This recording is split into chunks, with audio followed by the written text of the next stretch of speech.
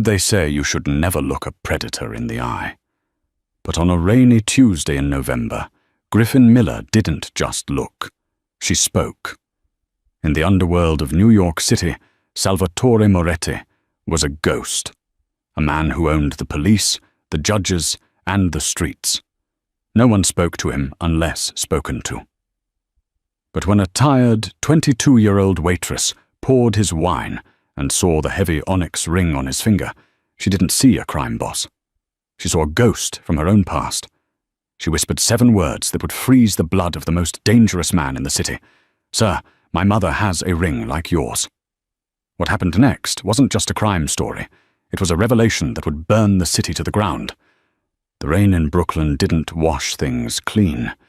It just made the grime slicker. Inside the Velvet Room, an upscale steakhouse that sat uncomfortably on the border of gentrified Williamsburg and the old industrial yards, the air was thick with the smell of roasting garlic, expensive cologne, and fear. Griffin Miller adjusted her apron, wincing as the knot pressed against a bruise on her hip, a souvenir from bumping into a table during the lunch rush. She was 22, but her eyes held the exhaustion of someone twice her age. Her mother, Roman, was at home, coughing through another night of an illness the doctors couldn't quite name, but were happy to bill for. That's why Griffin was here, picking up a double shift on a Tuesday. "Table 4, the manager, Mr. Henderson, hissed, grabbing Griffin's arm. His face was pale, beads of sweat trapped in his receding hairline. "VIPs, do not, and I repeat, do not screw this up. You speak only when spoken to. You pour from the right, and you keep your eyes down." Griffin nodded, pulling her arm away. "Who is it?" "The mayor?" "Bigger," Henderson whispered. "Salvatore Moretti." The kitchen went silent. Even the dishwasher stopped clanking plates. The name Moretti wasn't just a name in New York. It was a frequency. He was the head of the ruling family, a man who had allegedly orchestrated the collapse of the docks in the 90s and survived 3 federal indictments without spending a night in a cell. Griffin took a deep breath, grabbed the bottle of 1995 Chateau Margaux, and walked out onto the floor. Table 4 was in the back, secluded by velvet ropes. 4 men sat there. 3 were built like vending machines, necks thick with muscle, eyes scanning the room for threats. But the 4th man, the one in the center, was different. Salvatore Moretti was in his late 50s, wearing a charcoal suit that cost more than Griffin made in a year. He had silver hair swept back impeccably and a scar that cut through his left eyebrow, giving him a permanent look of skepticism. He wasn't looking at the menu. He was staring at a glass of water, his expression unreadable. Griffin approached the table. Her hands were shaking, just a little. "Good evening, gentlemen," she said, her voice steady despite her pulse hammering in her throat. "I have the Margaux you requested." One of the bodyguards, a man with a broken nose named Luca, moved to stop her, but Salvatore raised a hand, a single finger lift. The bodyguard retreated. "Pour," Salvatore said. His voice was like gravel wrapped in silk. Griffin moved to his right. She uncorked the bottle with practiced efficiency. As she tilted the bottle, the sleeve of Salvatore's jacket pulled back slightly. There it was. It sat on his ring finger, heavy and absorbing the dim light of the chandelier. It was a signet ring, but not a standard one. It was black onyx, set in white gold. In the center of the stone was a distinct, hand-carved crest, a double-headed hawk clutching a single thorny rose. Griffin froze. The wine dribbled, a single drop splashing onto the pristine white tablecloth. The table went deathly quiet. Luca, the bodyguard, stood up halfway, his hand reaching inside his jacket.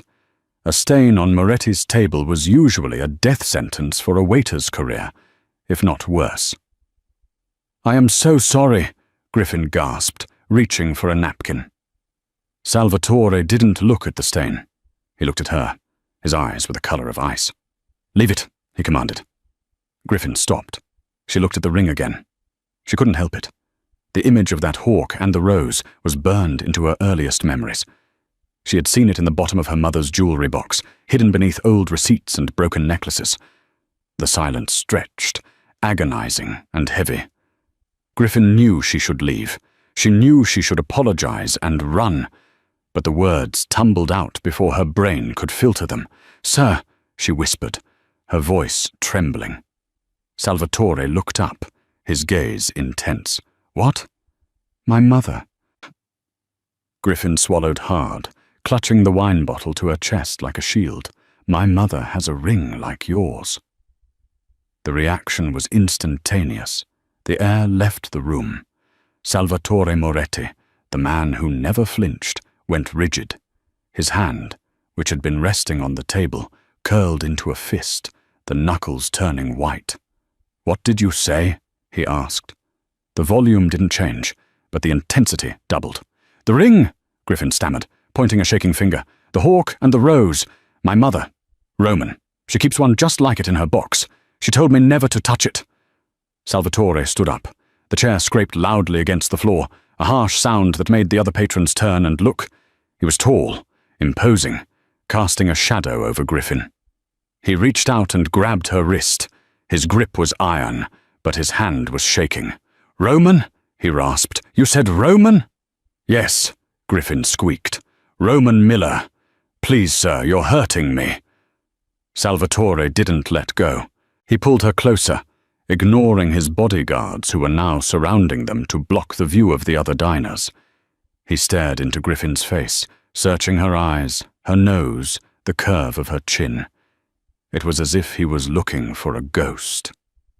"Get the car," Salvatore barked at Luca. "Boss?" Luca asked, confused.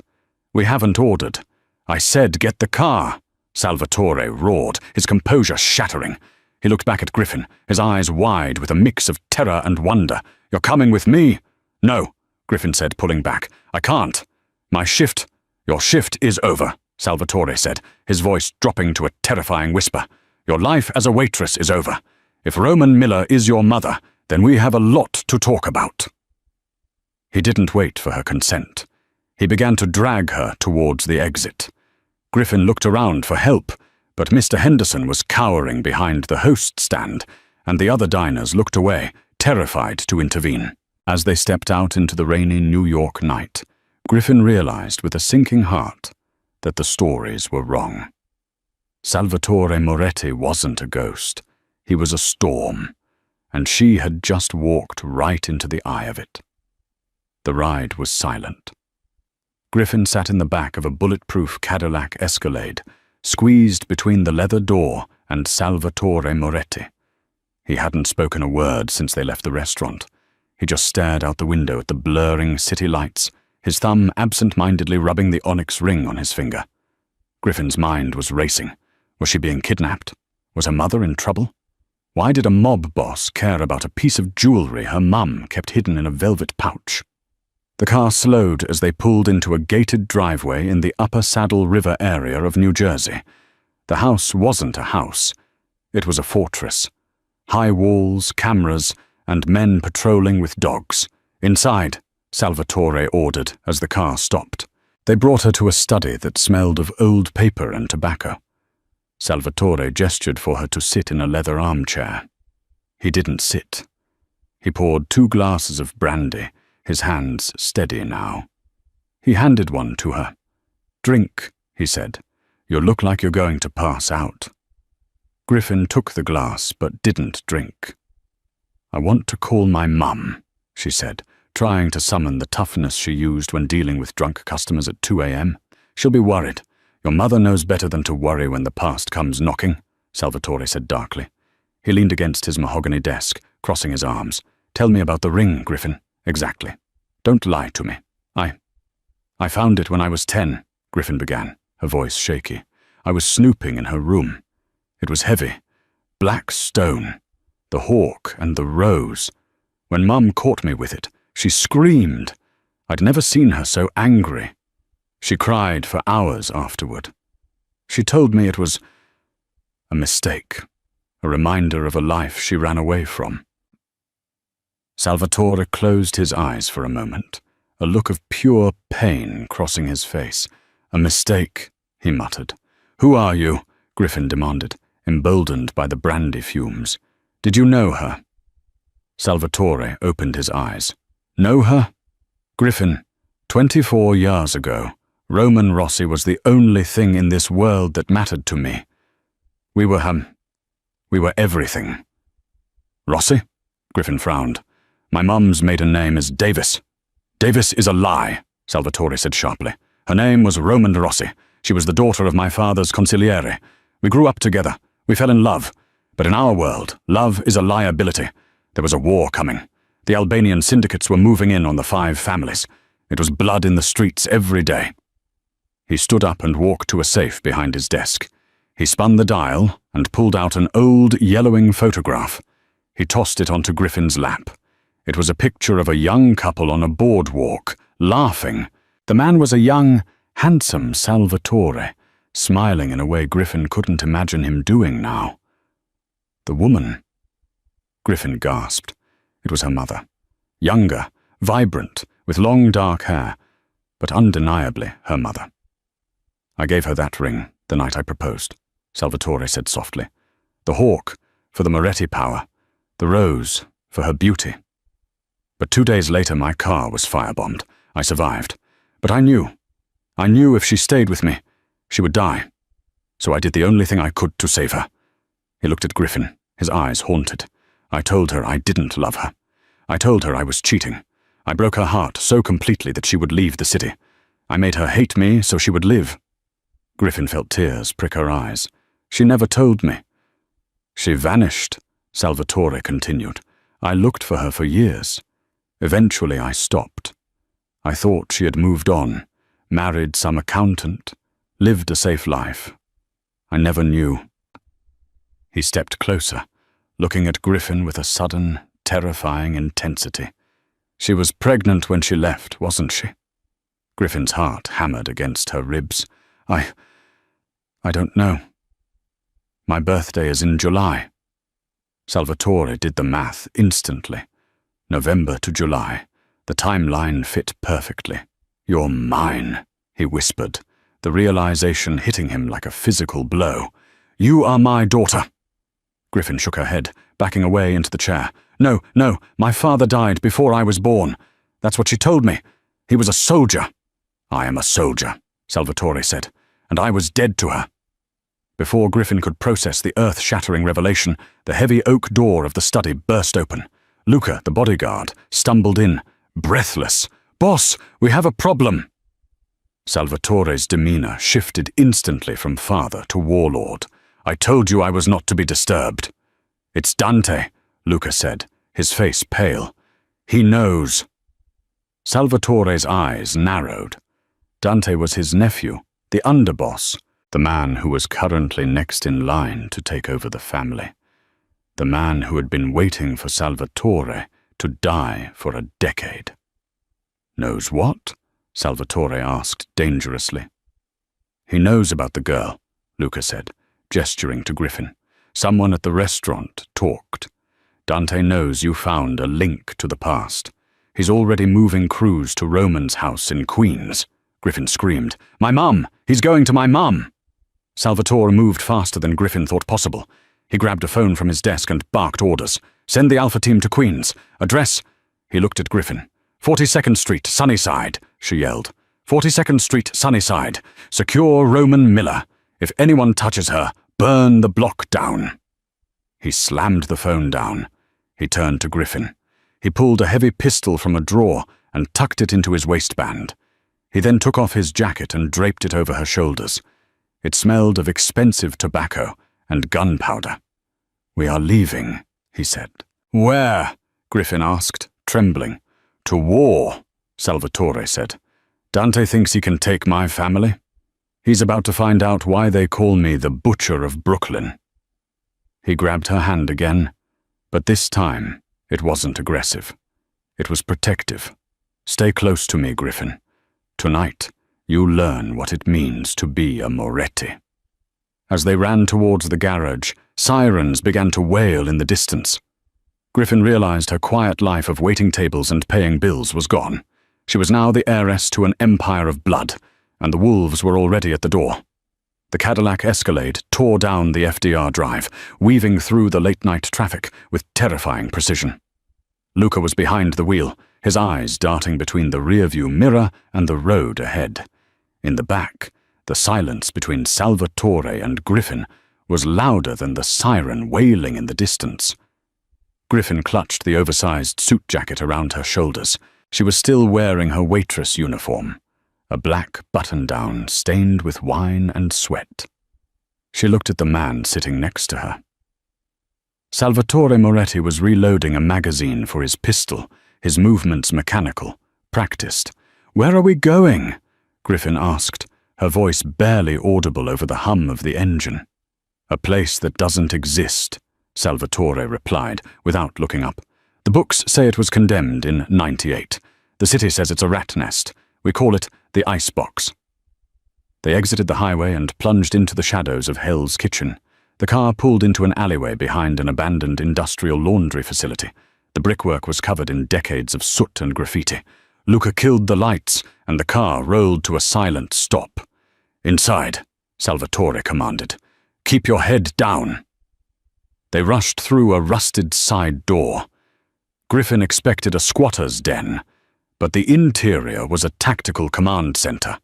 The windows were blacked out with steel plates. Monitors lined the far wall, displaying feeds from traffic cameras across the city.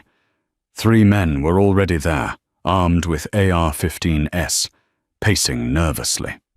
One of them, a bald man with a thick grey mustache, stepped forward. This was Frank, the Saint Russo, Salvatore's consigliere and oldest friend. "Sal," Frank said, his voice tight. "The streets are burning. Dante has put a bounty out. 5 million for your head, 2 million for the girl." Griffin gasped. $2 million? For me?" Salvatore ignored the money. "What about Roman? Did the Alpha team get to Queens?" Frank hesitated. He looked at Griffin, then back at Sal. "Alpha team is dead, Sal." The room seemed to drop 10 degrees. "Salvatore," Yale walked up to Frank, grabbing him by the lapels of his coat. "Say that again." "They hit the house in Sunnyside," Frank explained quickly. "Dante's men were already there. It was an ambush. 4 of our guys down. But the house was empty." Salvatore released Frank, exhaling a breath he seemed to have been holding for 20 years. She wasn't there. No. Neighbors say Roman works the night shift on Tuesdays, cleaning offices in Midtown. "She's at the Hearst Tower," Griffin interrupted. Everyone turned to look at her. "She cleans the 14th floor on Tuesday nights. She doesn't get off until 2 a.m. Salvatore looked at his watch. It was 1:15 a.m. "Luca," Salvatore barked, "get the SUV ready. We're going to Midtown." "Boss, it's suicide," Luca argued. "Midtown is crawling with cops and Dante's spotters. If we show up there in a convoy, we're dead." "That's my wife out there," Salvatore roared, the mask of the cool mob boss slipping to reveal the desperate man underneath. "And that is her mother." He pointed to Griffin. "I don't care if the entire NYPD is parked out front. We get her." Griffin stepped forward. She was terrified, her knees shaking, but something in Salvatore's desperation sparked a strange courage in her. "I can track her." Salvatore looked at her. "What?" Griffin pulled her cracked iPhone out of her apron pocket. "We share locations. It's a safety thing because I walk home late. Find my friends." She tapped the screen. A blue dot pulsed on the map. It wasn't at the Hearst Tower. It was moving, fast, down 8th Avenue. "She's in a cab," Griffin said, panic rising. "She's heading toward Penn Station." "She's running," Salvatore realized. "She must have heard about the attack on the house. She's trying to get on a train." "Penn Station," Frank said grimly. "That's a choke point. If Dante knows she's running, he'll have men at every entrance. It's a kill box." Salvatore turned to the weapons rack on the wall. He grabbed a heavier vest and tossed it to Luca. He then turned to Griffin. He took the onyx ring off his finger, the ring that had started it all, and pressed it into her hand. "Take this," he said. Griffin looked at the heavy black stone. "Why?" "Because if I die tonight," Salvatore said, his voice deadly serious. "That ring is the only thing that will keep the wolves from eating you alive. Show it to the commission. Tell them you are the blood of Salvatore Moretti. They are bound by the old laws to protect you." "You're not going to die," Griffin said, surprised by her own conviction. Salvatore offered a rare, grim smile. It made him look like the man in the photograph for a fleeting second. "Let's hope you're right.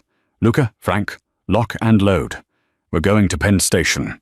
Underscore, underscore, underscore, underscore, underscore, underscore, underscore, underscore, underscore, underscore, underscore, underscore, underscore, underscore, underscore, underscore." Penn Station at 1:45 a.m. was a purgatory of tired commuters, homeless drifters, and tourists dragging heavy suitcases. The fluorescent lights hummed with a sick, yellow energy. Salvatore, Luca, and Griffin entered through the 34th Street entrance. They moved in a tight formation. Salvatore had his coat buttoned to hide the heckler and Coke pistol at his waist, but his eyes were scanning every face in the crowd. "Check the app," Salvatore whispered. Griffin looked at her phone. "She's close, near the Amtrak ticket booths." They pushed through the crowd. Griffin's heart was hammering against her ribs like a trapped bird. Every stranger looked like a hitman. Every sudden movement made her flinch. Then she saw her. Roman Miller stood near a pillar, clutching a battered red suitcase. She looked older than the photo Salvatore had shown Griffin, her face lined with years of hard work and worry. But her eyes were the same, dark, expressive, and currently filled with terror. She was looking up at the departure board, trembling. "Mom!" Griffin screamed. Roman turned. When she saw Griffin, relief washed over her face, followed immediately by horror when she saw the man standing behind her daughter. "Sal," Roman whispered, the name falling from her lips like a prayer. Salvatore stopped 10 feet away. For a moment, the chaos of the station faded. He just looked at her, the woman he had pushed away to save, the woman who had raised his child in secret. "Roman," he said hoarsely, "we have to go. Now." "You found us," she said, tears welling in her eyes. "I ran so far, Sal. I ran so far." "I know," he said, stepping forward, "and I'm sorry, but Dante is coming. We have to move." Before Roman could respond, the glass of the ticket booth behind her shattered. Crack! The sound of the gunshot echoed through the cavernous station. People screamed. The crowd dropped to the floor in a wave of panic. "Get down!" Salvatore yelled, tackling Roman and Griffin behind a concrete pillar. Bullets began to chew up the floor around them. Concrete dust sprayed into the air. "3 shooters!" Luca yelled, firing back blindly over the top of a trash can. "Second level, near the escalator." Salvatore peeked out. Up on the balcony overlooking the main concourse, 3 men in heavy coats were firing suppressed submachine guns. In the center of them stood a younger man with slicked-back hair and a cruel, handsome face, Dante Moretti. He looked down at the chaos like a Roman emperor watching a gladiator match. He spotted Salvatore pinned behind the pillar. "Uncle Sal," Dante's voice boomed over the screams of the civilians. "Retirement looks good on you. Why don't you die like a good old man?" "Luca, cover fire," Salvatore ordered. Luca popped up and unleashed a volley of shots. The shooters on the balcony ducked. "We need to get to the tracks," Salvatore told Roman and Griffin. "Track 14. There's a maintenance tunnel that leads to the subway. It's our only way out." "I can't run fast," Roman cried, clutching her chest. "Sal, my heart." Salvatore grabbed her face in his hands. "You don't have to run. I'll carry you if I have to. But we are leaving this station together. Do you understand?" He looked at Griffin. "Stay between me and Luca. Don't stop moving." "Go!" Salvatore yelled. They broke cover. Luca sprayed fire at the balcony, forcing Dante's men to keep their heads down. Salvatore grabbed Roman's hand, pulling her toward the gate for track 14. Griffin sprinted alongside them. They crashed through the gate, stumbling down the stairs towards the platform. A train was idling there, empty and dark. "Down the platform! To the end!" Salvatore shouted. They were halfway down the platform when the door at the top of the stairs burst open. Dante's men poured through. Bullets sparked against the metal of the train. Luca grunted, stumbling as a round clipped his shoulder. "Luca!" Griffin screamed. "Keep moving!" Luca roared, turning around and firing his pistol with one hand. "I'll hold them here." "No!" Salvatore stopped. "No one gets left behind." "Boss, go!" Luca smiled, blood staining his teeth. "It's been an honor." Luca charged back toward the stairs, firing wildly, drawing all the enemy fire onto himself. He bought them 5 seconds. 5 seconds was all they needed. Salvatore dragged Roman and Griffin off the end of the platform, into the darkness of the train tunnel. They ran along the gravel, the only light coming from the distant signals. Behind them the gunfire intensified, then suddenly stopped. Griffin knew what that meant. She bit her lip to keep from sobbing. Luca was gone. They ran for what felt like miles. Finally, Salvatore found a rusted service door. He kicked it open, revealing a damp, narrow staircase leading up. They emerged into the cool night air of a back alley in Chelsea. They were miles from the station, covered in soot and sweat. Salvatore collapsed against a dumpster, sliding down until he was sitting on the wet pavement. He was breathing hard, clutching his side. Griffin realized for the first time that his suit was wet with blood. "Sal!" Roman dropped to her knees beside him. "You're hit." "Just a scratch." Salvatore winced, moving his hand. It wasn't a scratch. A bullet had caught him just above the hip. "We need a doctor," Griffin said, panic rising again. "We can't go to a hospital. They'll report it." Salvatore looked at Roman. His eyes were glassy. "Do you remember Dr. Evans, the vet?" Roman nodded, tears streaming down her face. "The one who stitched you up in '99. Is he still alive?" "He owes me," Salvatore wheezed. "He's in Queens. We have to keep moving." He tried to stand but stumbled. Griffin caught him on one side, Roman on the other. "We got you," Griffin said. The weight of him was immense, heavy with muscle and the burden of his sins. "Griffin," Salvatore whispered as they limped towards the main road to hail a cab. "You did good back there. You have the blood." Griffin didn't know if that was a compliment or a curse. She felt the heavy onyx ring in her pocket, cold against her thigh. "Why is Dante doing this?" Griffin asked, her voice hard. "Why does he want us dead so badly?" Salvatore looked at her, his vision blurring. "Because," he rasped, "Dante knows the truth.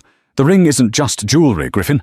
It's the key to the vault in Zurich, the vault that holds the blackmail files on every judge, politician, and cop in New York. Whoever holds the ring controls the city." He looked at Roman, "and he knows. He knows I left the ring to you in my will 20 years ago. As long as you two are alive, he can never truly be king." Griffin looked at her mother, then at the dying man in her arms. The waitress from Brooklyn was gone. In her place was a woman who realized she was holding the keys to the kingdom, and the devil was coming to take them back. "Let's get him to the vet," Griffin said, her voice turning to steel. "And then we're going to kill Dante." Dr. Evans operated on Salvatore on a metal table usually reserved for Great Danes. The back room of the veterinary clinic smelled of antiseptic and dog food. Griffin sat in the waiting area, watching the street through the blinds. She held a scalpel she had swiped from a tray. It felt small and silly compared to the guns Dante's men had, but it was something. Roman came out of the back room, wiping blood from her hands with a paper towel. She looked exhausted. "He's going to make it," Roman said softly. "The bullet missed the artery. He's tough. He always was." Griffin turned to her mother. "Why didn't you tell me? All these years. You told me my father was a dead soldier." Roman sat down, sighing deeply. "He was a soldier, Griffin. Just not the kind that fights for a country. I didn't tell you because I wanted you to be Griffin Miller, not Griffin Moretti. The Moretti name is a target. You saw tonight. That life, it eats people." "He said he broke your heart to save you," Griffin said. "Is that true?" Roman nodded slowly. "I didn't know it at the time. I hated him for years. I thought he was a monster who used me. It wasn't until I saw the news reports, saw the cars blowing up, his friends dying, I realized he pushed me out of the blast zone. But by then, I had you, and I couldn't risk going back. Well, we're back now, Griffin said bitterly. The back door opened. Salvatore limped out. He was pale, wearing a clean shirt the vet had given him, but he was standing upright. The sheer force of will in the man was terrifying. We can't stay here, Salvatore said. Dante will tear the city apart, looking for us. We need to go on the offensive. Offensive? Roman cried. Sal, look at you. You can barely walk. We need to leave the country. We can go to Canada. No, Salvatore said. If we run, we spend the rest of our lives looking over our shoulders. Dante won't stop. He can't. He's too deep in with the Albanians now. He promised them the city. Salvatore looked at Griffin. Give me the ring. Griffin reached into a pocket and handed it to him. He slid it back onto his finger. He looked at it for a moment, then looked at his daughter. There is a meeting tomorrow night, Salvatore said. The commission, the heads of the 5 families. They meet once a year to settle disputes. It's neutral ground, no weapons, sacred territory. Where? Griffin asked. The Glass House, Salvatore said. A private penthouse overlooking Central Park. I'm going to walk in there and challenge Dante. He'll kill you before you get in the door, Roman said. He can't, Salvatore said. Not on commission ground. If he spills blood there, the other families will execute him on the spot. It's the only rules we have left. So you just talk? Griffin asked skeptically. No, Salvatore's eyes gleamed. I challenge him to the vendetta di sangue. Blood feud, single combat. Winner takes the family. Loser goes into the ground. You're injured, Griffin shouted. You can't fight him. I don't have to fight him with my fists, Salvatore said, a cunning look crossing his face. I fight him with the truth. But I need you, Griffin. Me? I need you to walk in there with me. I need you to present the ring. You are the proof that Dante is a usurper. You are the proof that I have a legitimate heir. Griffin stared at him. You want me to walk into a room full of mafia bosses and tell them I'm the princess? I want you to walk in there and tell them you are the queen, Salvatore corrected. The plan was madness. It was suicide. But as Griffin looked at her mother's terrified face and her father's wounded body, she knew he was right. Running meant dying slowly. Fighting meant a chance at living. Okay, Griffin said. I'll do it. But on one condition. Anything, Salvatore said. When this is over, Griffin said, I get to choose. I choose if I want this life or not. You don't decide for me. Mum doesn't decide. I decide. Salvatore looked at her with a newfound respect. Deal. The Glass House was the unofficial name for the penthouse of a super-tall skyscraper on Park Avenue. It was one of the few places in New York that looks down on the clouds. The walls were floor-to-ceiling glass, offering a 360-degree view of a city that shimmered like a bed of diamonds. Inside, the atmosphere was suffocating. A massive circular table made of black marble dominated the room. Seated around it were the heads of the 5 families, men who controlled unions, ports, and construction contracts from Staten Island to the Bronx. Griffin stood at the elevator doors, her heart thudding against her ribs. She was no longer wearing her waitress uniform. Roman had found an old black dress in her suitcase, simple, elegant, and severe. Griffin had pulled her hair back tight. She looked like a judge. Salvatore stood beside her. He was leaning heavily on a cane, his face pale from blood loss, but his eyes burned with a feverish intensity. Remember, Salvatore whispered as the elevator chimed, fear is a choice. Do not choose it. The doors slid open. The conversation at the table stopped instantly. Every head turned. Standing at the far end of the room, sipping a scotch, was Dante. He looked immaculate in a midnight blue tuxedo, a smirk playing on his lips. Uncle Sal, Dante called out, his voice echoing in the vast space. I'm surprised you could walk this far. I had a wheelchair ready for you. Salvatore ignored him. He limped towards the table. Griffin walked beside him, matching his pace. She felt the eyes of the most dangerous men in America on her. She didn't look down. She looked straight at the chairman, Don Falcone, an 80-year-old man breathing with the help of an oxygen tank. "Chairman," Salvatore said, his voice raspy but firm, "I come to claim my seat." "Your seat is taken," Dante interrupted, stepping forward. "By right of succession. You have been absent, Sal. You are weak, and you brought a civilian, a waitress, into the Holy of Holies. That alone is grounds for execution." The other dons murmured in agreement. Bringing an outsider was a cardinal sin. "She is not a civilian," Salvatore said, his voice booming. "She is my daughter. My blood. Griffin Moretti." Silence rippled through the room. Dante laughed, a harsh, barking sound. "A bastard daughter? You think that saves you? The code says the heir must be groomed. She serves pasta, Sal. She doesn't run an empire." "She holds the key," Salvatore said. He nodded to Griffin. Griffin stepped forward. Her hands were shaking, but she clasped them together to hide it. She raised her right hand. The onyx ring sat on her thumb. It was too big for her finger. But the crest of the hawk and the rose was unmistakable. "The ring of the consigliere," Don Falcone wheezed, sitting up straighter. "We thought it was lost." "It was never lost," Griffin said, her voice clear. "It was waiting." She placed a small USB drive on the table, one Salvatore had given her in the car. "My father told me that whoever holds the ring holds the insurance. This drive contains the Zurich ledgers. Every bribe, every payoff, every body buried by this commission in the last 30 years.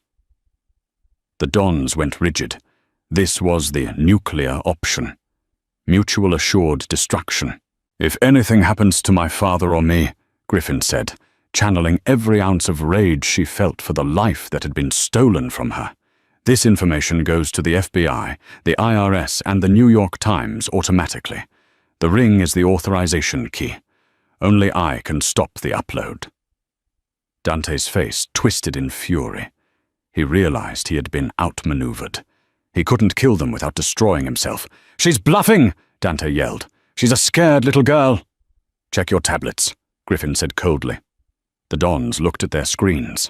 A notification had appeared on their secure servers. "Upload pending, 0:59 seconds. "Call it off," Falcone ordered, looking at Dante with sudden hostility. "Dante, stand down! Salvatore is the Don." "No!" Dante screamed. He snapped. The arrogance that had fueled him for years shattered. He reached into his tuxedo jacket. "No weapons!" Falcone shouted. But Dante didn't care about rules anymore. He pulled a compact pistol, aiming directly at Salvatore. "If I can't have the crown," Dante snarled, "no one can." Everything happened in slow motion. Salvatore tried to move in front of Griffin, but his injured leg buckled. Griffin froze. Bang! The glass wall behind Griffin shattered, a spiderweb of cracks obscuring the city view. Griffin checked her chest. No blood. She looked at Salvatore. He was fine. She looked at Dante. Dante was standing still, a look of profound confusion on his face. A small red bloom was spreading on the white shirt of his tuxedo, right over his heart. He crumpled to the floor. Behind him, Luca stood in the doorway of the emergency stairs. He was battered, one arm in a sling, his face a mask of bruises, holding a smoking revolver. He hadn't died at the train station. He had crawled through hell to get here. "I told you, boss," Luca wheezed, leaning against the doorframe. "I'd hold them off." The room was silent, save for the wind whistling through the bullet hole in the glass. Don Falcone looked at the body of Dante, then at Griffin. He nodded slowly. "The succession is resolved," Falcone rasped. "Long live the Morettis." 3 months later, the winter wind whipped off the Hudson River, rattling the windows of the corner office on the 40th floor of the Hudson Yards Tower. The sign on the frosted glass door no longer read a shell company name. It read, Moretti Logistics and Development. Griffin Miller, now legally Griffin Moretti, sat at the head of a mahogany table that was long enough to land a plane on. She wasn't wearing an apron. She was wearing a tailored charcoal suit that cost more than her mother's entire yearly rent in Queens. The heavy onyx ring sat on her right hand, tapping a rhythmic, hollow sound against the wood.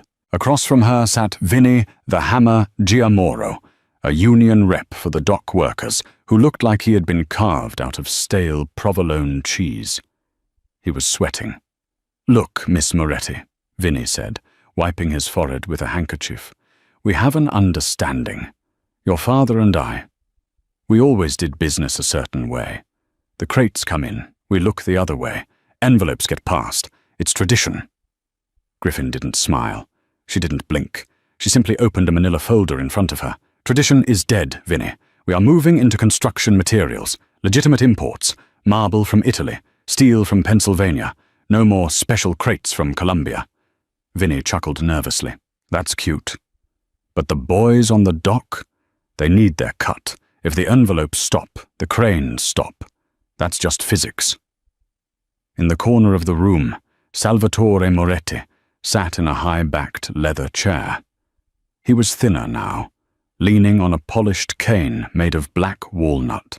At Vinny's threat, Salvatore's hand twitched toward his hip, a reflex honed over 40 years of violence. Griffin saw the movement. She raised a single finger. "Stay down." She turned her gaze back to Vinny. "You're threatening a work stoppage?" "I'm negotiating," Vinny smirked. Griffin slid a single sheet of paper across the table. "This isn't a negotiation. It's an eviction notice." Vinny picked it up, squinting. "What is this?" "That," Griffin said, her voice cool and dangerously calm, "is a forensic audit of your pension fund. It turns out, Vinny, that you've been borrowing from the retirees to pay for your mistress's condo in Boca Raton and your gambling debts in Atlantic City." Vinny's face went the color of ash. "Where did you get this?" "I have better accountants than you have lawyers," Griffin said. "Now here is how the new physics works. You are going to sign the new labor contract at the market rate. Then you are going to retire. Today. You will cite health reasons. If you don't, I send this paper to the district attorney, and then I send a copy to the wives of the men whose pensions you stole." Griffin leaned forward, her eyes flashing with the same cold fire that her father was famous for. "And trust me, Vinny, the DA will put you in a cell. The wives, they'll tear you apart with their bare hands." Vinny looked at the paper, then at Salvatore, then back at Griffin. He realized with a sinking feeling that the old days of broken kneecaps were gone. This was worse. This was total destruction. He signed the contract with a shaking hand. "Get out," Griffin said. Vinny scrambled out of the room like the devil was snapping at his heels. When the door clicked shut, the silence in the room was heavy. Salvatore let out a long, low whistle. "I would have just broken his nose," Salvatore admitted, standing up and limping over to the window. "It's faster. And then the union strikes. The cops come sniffing. And we lose the Midtown contract," Griffin countered, closing the folder. "My way keeps the cash flowing. Your way keeps the blood flowing. We're in the cash business now, Dad." Salvatore looked out at the city, a city he used to rule with fear, now watching his daughter rule it with leverage. He looked at her with a mixture of pride and something akin to fear. "You're scary, Griffin. You know that? You took to this life? Fast." "I didn't take to the life," Griffin said, standing up and walking to him. She adjusted his tie, a gesture of intimacy she never would have dreamed of 3 months ago. "I just stopped running from it. The world is full of wolves. I just decided to be the one holding the leash." "The commission is nervous," Salvatore said quietly. "They say you're changing things too quickly, cleaning up the money, cutting ties with the drug trade. They think you're soft." "Let them think it," Griffin said. "Soft is safe. Soft is underestimated. By the time they realize I own the banks that hold their mortgages, it'll be too late." The intercom buzzed. It was the receptionist. "Miss Moretti, your mother is on line 1. She says don't be late for dinner, or she's feeding your portion to the dog." Griffin smiled, a real, genuine smile that cracked the Ice Queen facade. "Tell her we're leaving now. Underscore, underscore, underscore, underscore, underscore, underscore, underscore, underscore, underscore, underscore, underscore, underscore, underscore, underscore, underscore, underscore. The destination wasn't a fancy penthouse or a secluded mansion. It was the Velvet Room in Williamsburg. Griffin had bought the building 2 weeks after the shootout at the glass house. She hadn't bought it to close it down. She bought it to keep it exactly as it was. The restaurant was closed to the public for the night. Inside, the smell of garlic, rosemary, and roasting lamb filled the air, a scent that used to smell like work to Griffin, but now smelled like victory. In the kitchen, Roman Miller was stirring a massive pot of sauce. She wasn't wearing designer clothes. She was wearing her old jeans and a sweater, humming along to a Sinatra song playing on the radio. "You're late," Roman scolded without turning around, as Griffin and Salvatore walked in. "Traffic on the BQC," Salvatore said, hanging his coat on the rack. He moved to the counter, grabbed a piece of bread, and dipped it into the pot. Roman smacked his hand with a wooden spoon. "Out. Go sit down." "You too, Your Majesty," she winked at Griffin. Griffin sat at table 4, the table where it all began. The back door opened, and Luca walked in. He looked different. The sling was gone, though he walked with a slight hitch in his step. The scars on his face from the train station shootout had healed into jagged white lines that gave him a permanent scowl, but his eyes were bright. He wasn't carrying a gun tonight. He was carrying a crate of wine. 1995 Chateau Margaux, Luca announced, placing the bottle on the table. "Found a supplier who had a case left." "Pour it," Griffin said, "but try not to spill it this time." They all laughed, a sound that felt miraculous given the bloodshed that had brought them here. As Luca poured the wine, Griffin looked around the table. Her mother, the survivor who hid a king's ransom in a jewelry box for 20 years. Her father, the retired warlord learning to live without a war. And Luca, the soldier who had walked through fire for a family he wasn't born into. Salvatore raised his glass. His hand, usually so steady, trembled just slightly. Not from age, but from emotion. "To Roman," Salvatore said, his voice thick, "for keeping the secret." "To the ring," Luca added. "To the future," Roman said softly. They looked at Griffin. She held her glass up, the ruby liquid catching the light. She looked at the onyx ring on her finger, the hawk and the rose, war and beauty, power and grace. She finally understood what the crest meant.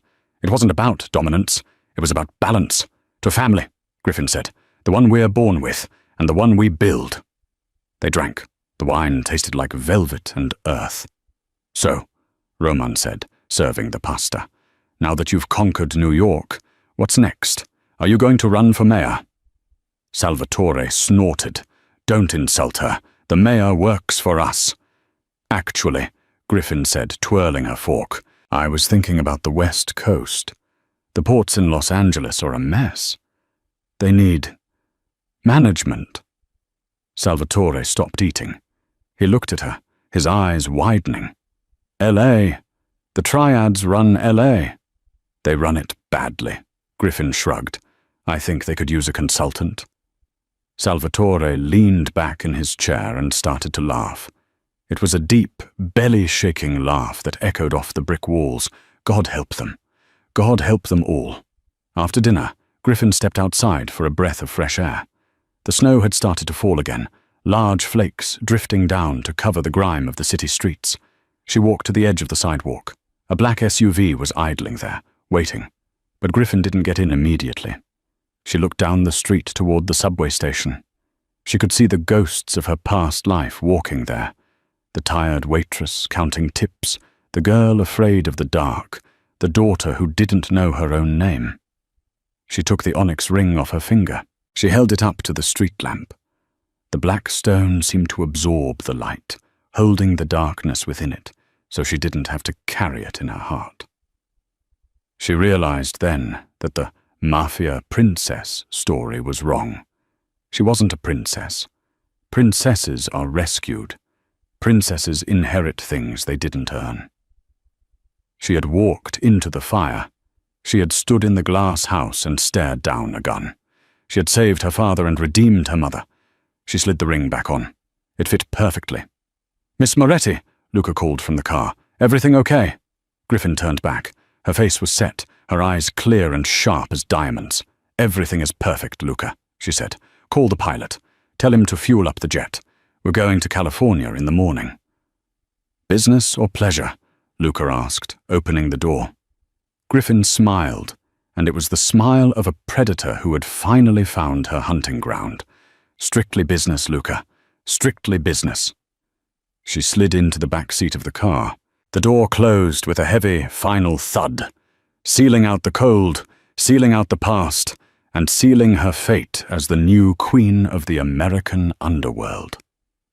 The engine roared to life, and the car disappeared into the white, snowy night, leaving only tire tracks that would be gone by morning, just like the enemies who dared to cross her. And that is how a dropped bottle of wine and a mother's secret brought down an empire and built a new one. Griffin Miller walked into that restaurant a servant and walked out a queen. It reminds us that sometimes the things we hide in the bottom of our jewelry boxes are the very things that define who we truly are. Salvatore Moretti found his redemption not in power, but in the daughter he never knew he had. If you enjoyed this story of betrayal, family, and the grit of the New York underworld, please smash that like button. It helps the channel immensely.